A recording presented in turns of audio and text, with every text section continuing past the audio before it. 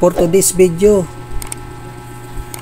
magpapadala ko ng mga halaman, yung ano po, yung matataas na para panibagong sibol siya. Ayun,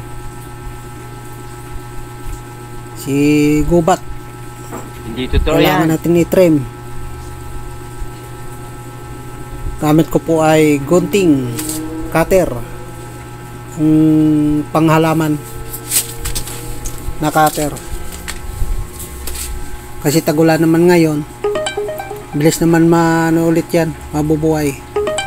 Tsaka yung iba na pinutulan, ipangtanim ko, siksik ko sa mga paso na walang halaman.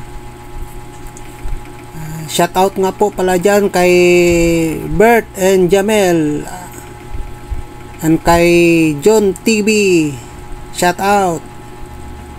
At kay Idol Inting Kabutingting, shout out. Thank you po sa pag-support nyo po sa aking mga vlog. At sa lahat-lahat na hindi ko nabanggit, shout out. Sa mga vlogger ko, kapwa ko vlogger, go lang po tayo. Ingat po tayo palagi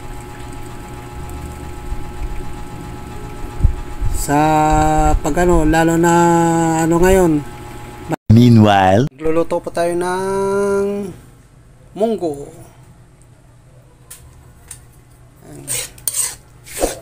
Pinakuluan ko na yan.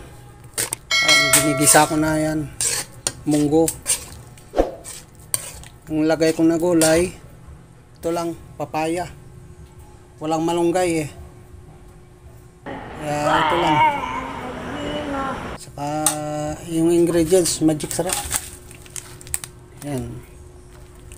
Ito lang mga lods. Para may sabaw. Sarap sana dito, may chicharon, may hipon, daon ng palaya, taba ng baboy. Wala, ito lang. Ito lang muna. Tsaka na yun.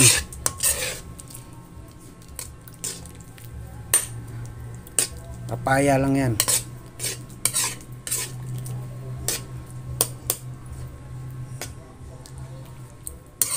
Sarap din naman to.